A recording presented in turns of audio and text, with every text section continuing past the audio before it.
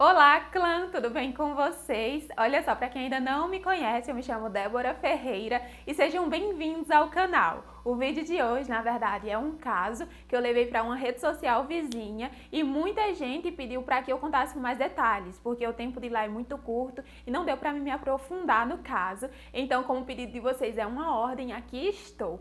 No entanto, o vídeo de hoje, o caso de hoje, é muito pesado. Infelizmente, eu vou ter que detalhar coisas como violência extrema e estupro.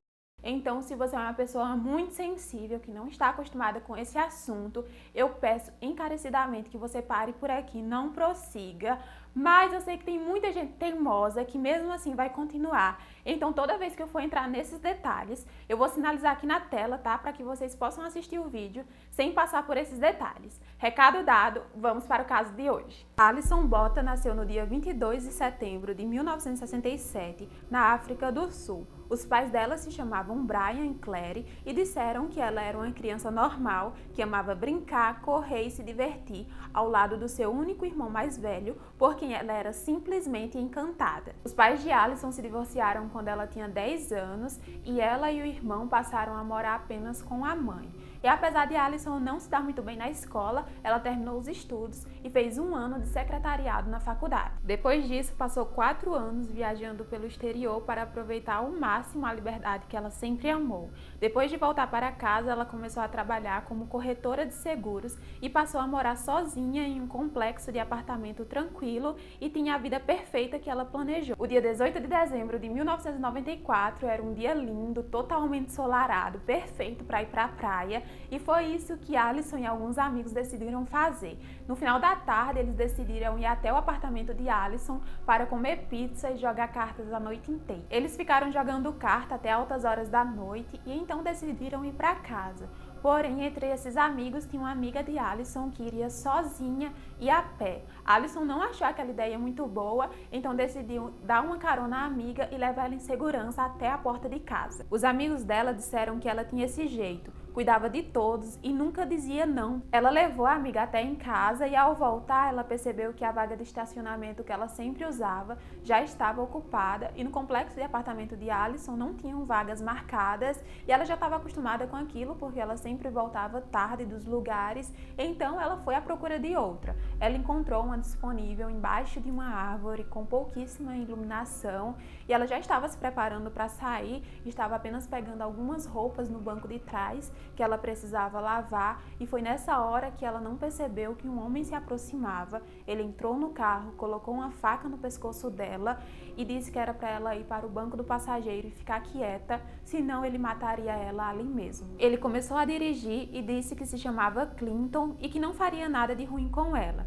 que precisava apenas do carro para ir atrás de um homem que tinha roubado a televisão dele. Ele começou a conversar com ela, perguntou se ela tinha namorado e outras coisas pessoais, e apesar dele dizer que não faria nada de ruim com ela, Alison pediu várias vezes para que ele deixasse ela na estrada, que ele podia ficar com o carro e que ela não ligaria para a polícia, porém ele disse que não, porque precisava de companhia, precisava conversar e precisava que alguém estivesse com ele quando ele fosse pegar a televisão. Então, depois de algum tempo dirigindo, ele parou o carro e outro homem entrou. Alison disse que quando viu aquele homem sentiu a pior sensação da vida dela. Ela disse que parecia que o próprio mal estava personificado e que ela teve a certeza que não sairia viva daquele carro.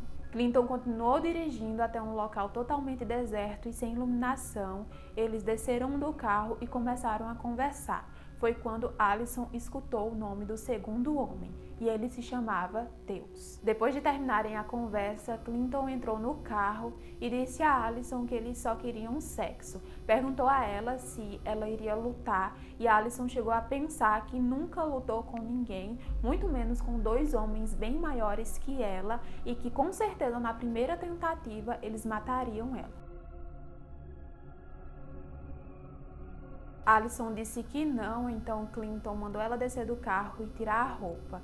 Ele começou a estuprar ela por um bom tempo e enquanto fazia isso, xingava ela das piores coisas e depois desse tempo fazendo essas coisas, Deus disse que agora era a vez dele. E enquanto falava isso para Clinton, acabou chamando ele pelo seu verdadeiro nome, que era Franz. Deus também estuprou Allison, mas diferente de Franz. Eu vou chamar Clinton de Franz agora para não confundir vocês, tá?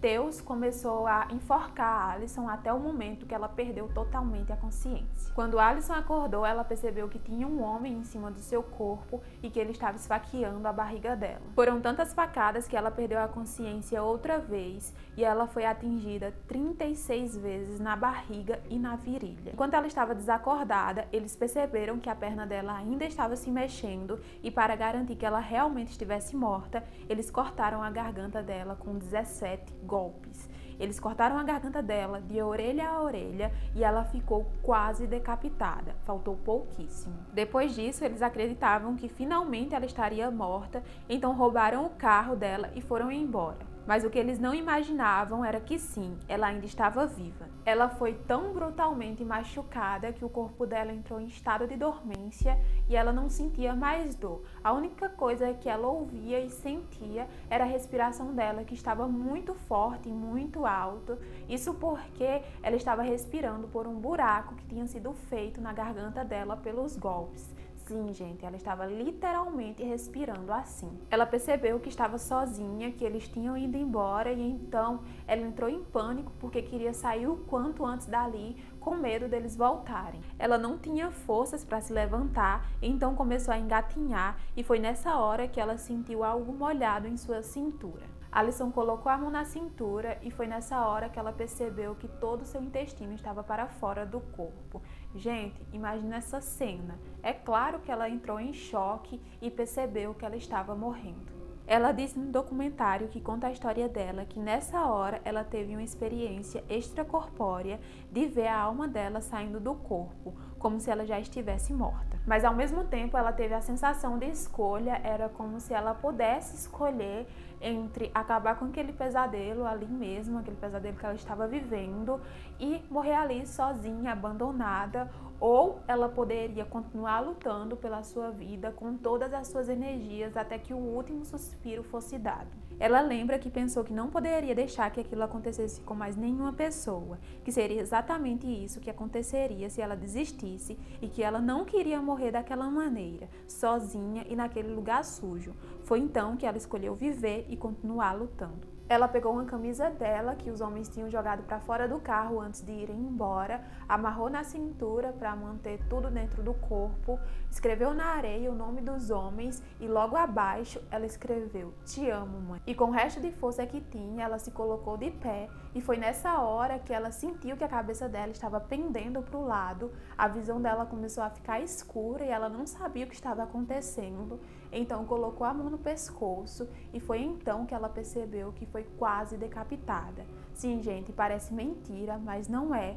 Eles cortaram tanto o pescoço dela, a garganta dela, que por um fio ela foi decapitada e era exatamente esse fio que estava mantendo ela viva e que ela tinha que ter todo o cuidado para não se romper e ela morrer. Com uma mão ela segurava a camisa que estava prendendo o estômago dentro do corpo e com a outra ela segurava a cabeça. E foi nessa situação que ela foi se arrastando até a estrada. Ela disse que teve a sensação de estar sendo carregada por alguém até a rodovia. Algumas pessoas dizem que foi o corpo e a mente dela que começou a entrar em colapso e ter alucinações. E outras pessoas, assim como eu, acreditam que foi alguma força superior que ouviu o desejo dela de viver. E sim, gente, eu acho, na minha humilde opinião, que só isso explica tudo o que aconteceu. Ao chegar na rodovia, ela deitou no meio da estrada porque não tinha mais forças para ficar em pé. Uma pessoa chegou a parar o carro, olhou para Allison e foi embora. Não teve nem a misericórdia de ligar para a polícia, fazer o mínimo, que era avisar que tinha uma mulher no meio da estrada naquela situação. Depois de algum tempo, outro carro parou e nele estava o estudante de tecnologia veterinária, Tian, e alguns amigos. Ao verem Alison naquele estado, eles pararam o carro imediatamente, chamaram uma ambulância e ficaram ao lado dela. Ao chegar no hospital, foi constado que Alison Bota tinha sofrido cortes na garganta de orelha a orelha e que todo o seu intestino estava totalmente exposto e que tinha muita sujeira, principalmente areia, e que ela sofreu tantas lesões na virilha que um dia seria impossível ela ter filhos. No entanto, em meio a tantas lesões, milagrosamente os vasos sanguíneos que levavam oxigênio para o cérebro não tinham sido atingidos. Se isso tivesse acontecido, ela teria hemorragia e morreria em minutos. Ela também tinha sido esfaqueada nos ombros e no peito e, mais uma vez, por milagre, o coração ou outro órgão vital não tinha sido atingido. Mas aí vocês podem me perguntar como ela estava respirando se eles cortaram a garganta dela. Ela estava respirando por um buraco que foi feito logo acima da clavícula dela. E mesmo toda machucada, ela ainda conseguiu escrever o nome dela na ficha médica e colocar o número da mãe dela. Todo mundo no hospital ficou extremamente horrorizado e ao mesmo tempo tentava entender como ela ainda estava viva com tudo aquilo. Para vocês terem ideia, 2 enfermeiras que atenderam ela chegaram a passar mal. Depois das cirurgias, 2 policiais foram até o hospital para saber quem fez aquilo com ela. Eles levaram fotos de alguns criminosos para Alison identificar e assim que ela viu a foto de Franz e Theus, ela confirmou que aqueles eram seus agressores. Os policiais ficaram felizes em saber que ela conseguiu identificar os criminosos, mas eles disseram que precisavam que ela falasse em voz alta para poder concretizar a denúncia. Por causa dos ferimentos no pescoço, Alison estava com um tubo para conseguir respirar e não podia falar. Porque se ela fizesse qualquer esforço, os pontos feitos naquela região poderiam soltar e o tubo estava exatamente na traqueia dela, impedindo a fala. Ou seja, o médico precisava tirar e ele não queria fazer isso. E chegou a falar aos policiais que seria muito arriscado para o estado dela, mas os policiais disseram que para o caso ir adiante seria necessário isso. E mesmo correndo esse risco, Alison fez questão de falar os nomes deles. Foi muito fácil a polícia encontrar e prender Franz e Theus porque já existiam denúncias de agressão sexual contra eles. Quando Franz foi levado para a delegacia, o xerife disse que ele estava sendo acusado de tentativa de homicídio e ele ficou sem entender, já que na cabeça dele não existia nenhuma possibilidade de Alison ter sobrevivido a tudo aquilo.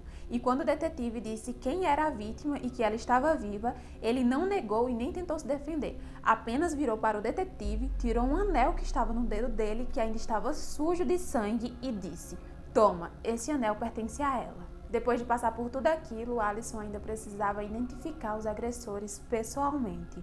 Naquela época, na África do Sul, a forma de identificação era no mínimo cruel. Eles colocavam uma fila de homens suspeitos na frente da vítima e ela tinha que ir até aquele homem que ela acreditava ser o seu agressor, tocar em seu ombro e esperar alguns segundos até que a foto fosse tirada. Porém, os policiais e os investigadores que estavam cuidando do caso de Alison acharam aquilo um absurdo em vista da brutalidade do caso dela e se negaram. Então, colocaram ela em uma sala com um vidro transparente onde somente ela via os acusados e foi nessa hora que, novamente, ela identificou Franz e Theus como seus agressores. Durante o julgamento, Franz chegou a dizer que era satanista, mas foi totalmente desmentido.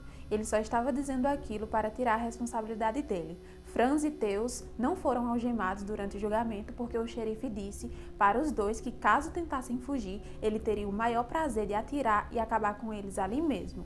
Franz foi sentenciado a 3 prisões perpétuas sem direito a condicional e Theus foi sentenciado a 1 prisão perpétua com possibilidade de liberdade condicional após 25 anos de prisão. Na época do julgamento, a pena de morte na África do Sul era considerada inconstitucional e o juiz responsável pela sentença disse que, se dependesse dele, os dois seriam condenados à pena de morte. Alison estava se recuperando rápido dos ferimentos em comparação com tudo o que ela passou, mas aí ela começou a entrar em um estado de choque e logo depois em uma grave depressão, porque ela começava a lembrar de tudo, toda hora. Imagina só, isso tudo no corpo e na mente de uma pessoa, gente, não deve ser fácil. E ela passou a morar com a mãe, porque ela não podia mais morar sozinha, ela precisava de cuidados, e chegou a um ponto que ela não conseguia nem tomar banho sozinha. Imagina só tudo isso. E a depressão dela estava tão forte, tão grave, que ela não conseguia nem levantar da cama. Porém, ela lembrou que na noite que ela foi atacada, ela precisou escolher entre viver ou morrer. E se ela permanecesse naquele estado, teria sido tudo em vão. Mas vocês sabem que depressão não é algo fácil de ser superado. E imagina só com tudo o que aconteceu.